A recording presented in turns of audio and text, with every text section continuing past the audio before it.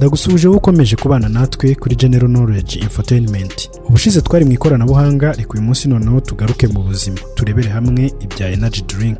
Hari abanywa ibi binyobwa bivugwa ko byongera ingufu cyangwa se byongera imbaraga, ariko hari ubushakashatsi butandukanye bwagiye bugaragaza ko ibyo binyobwa bizwi nka energy drinks bigirira nabi ubuzima bw'umuntu kurusha uko byamugirira neza.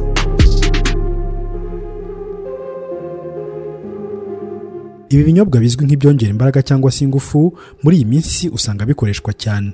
Abiganje mu babinywa usangamo abatwara ibinyabiziga byaba bitwara abantu ndetse n'imizigo, kubera gukora amasaha menshi, hakiyongeraho kandi n'abakora imirimo isaba ingufu ndetse n'abakora amasaha menshi mu rwego rwo kugira ngo bibafashe gukomeza akazi kabo neza. Igiteye inkeke ku rundi ruhande ni bamwe usanga babinywa babivanze n'inzoga, by'abahanga bavuga ko ari bibi cyane. Ikindi gikwiye gutuma witondera ibi binyobwa ni uko usanga ababyamamaza babivugaho ibyiza bitandukanye, harimo no kuba byongera ubudahangarwa bw'umubiri, ariko ibyo ntaho bihuriye n'ukuri nk'uko bisobanurwa na bamwe mu nzobere mu by'ubuzima.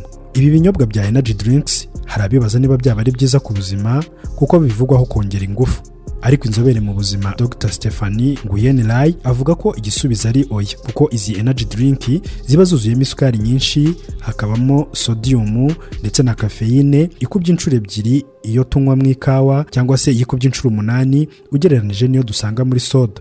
Uwo muganga avuga ko mu by'ukuri energy drinks ari ibinyobwa bigirira nabi ubuzima bw'abantu, cyane cyane abantu bakibyiruka cyangwa se abakiri mu myaka yo gukura. Uyu muganga w'inzobere agira ababyeyi inama yo kuganiriza abana babo mu gihe bageze mu bugimbi cyangwa se ubwangavu, bakabasobanurira ingaruka z'ibyo binyobwa, kuko usanga mu banywa ibinyobwa byongera ingufu higanjemo urubyiruko cyane.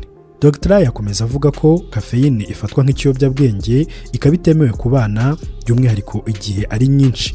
Ikindi gituma ibyo binyobwa birushaho gushyira ubuzima bw'abantu mu kaga ni igihe bivanzwe n'inzoga, kandi ibi ni byo usanga urubyiruko rwinshi rukora. Uyu muganga akomeza avuga ko hari inganda zikora ibi binyobwa ariko ntizishyire kafeine ku rutonde rw'ibizigize, ahubwo zikavuga ko biri mu ibanga ry'uruganda. Mu ngaruka zishobora guterwa no kugira kafeine nyinshi mu mubiri, nk'uko bisobanurwa n'inzobere mu by'ubuzima, harimo gutuma umutima utera cyane bidasanzwe, kugira umuvuduko w'amaraso ukabije, kubura ibitotsi, kubura amazi ahagije mu mubiri ndetse n'ibindi. Ibindi bibazo biterwa no kunywa ibinyobwa byongera ingufu nk'uko bisobanurwa ni uko ababinywa akenshi usanga basa n'ababaye imbata zabyo, ku buryo iyo bagiye gukora babanza kunywa izo energy drinks kugira ngo zibongerere imbaraga. Urugero ni uko usanga hari abantu bazi ko energy drink ari ikinyobwa kiza mu gihe cyo gukora siporo, kandi icyo ni ikibazo gikomeye kuko bimwe mu bigize ibyo binyobwa bituma umutima utera cyane, kandi n'ubundi mu gihe umuntu ari muri siporo cyangwa se mu myitozo ngororamubiri umutima uba utera cyane. Ibyo rero bikaba bishobora gutuma umutima uhagarara mu buryo butunguranye. Ubusanzwe ingufu z'umubiri zituruka muri karori, proteine ndetse n'izindi ntungamubiri zitandukanye. Ni ukuvuga ko kafeine itongera ingufu, ahubwo ituma umubiri utumva umunaniro. Icyakora isukari y'ibiri muri ibyo binyobwa yongera imbaraga, nubwo nayo kubera ingano yayo ibiri hejuru yarenze urugero, nayo ubwayo itera ibindi bibazo.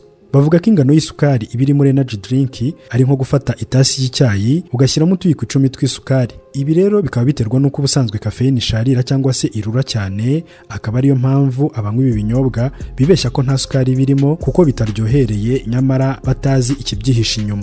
Ku icupa ry'ibi binyobwa ubundi haba hagomba gushyirwaho ingano utagomba kurenza ku munsi n'amasaha utemerewe kuyinywaho, kwerekana urugero rwa kafeine irimo, kwerekana ko itanyobwa n'abagore batwite cyangwa se abonsa, kwerekana ko bitemewe ko inyobwa n'abari munsi y'imyaka 12, ndetse no kubwira ugiye kuyinywa ko atagomba kurenza mililitiro 500 z'ibi binyobwa ku munsi. Ntubinywe igihe ugiye kuryama kuko byakubuza gusinzira neza. Ugomba no gusangaho amabwiriza kubuza kunywa ibi binyobwa umaze gukora siporo, ko ahubwo ubanza kunywa amazi ahagije cyangwa se imitobe mbere yo kubinywa. Mu gihe rero ubinywa wibivanga n'inzoga kuko bizatuma utumva ko wasinze, bikaba intandaro yo gutuma utakaza amazi menshi mu mubiri. Ntiwemerewe kubinywa kandi igihe urwara hypertension. Mbere yo kunywa ibi binyobwa banza ugisha inama muganga mu gihe cyose ufite uburwayi runaka, cyane cyane ubugendanye n'imikorere y'umutima. Ntugomba kunywa ibi binyobwa uri kunywa imiti imwe n'imwe igabanya uburibwe cyangwa se ivura gripe, kuko usanga ubundi imyinshi muri yo ibirimo na kafeine. Niba rero wanyweye ibi binyobwa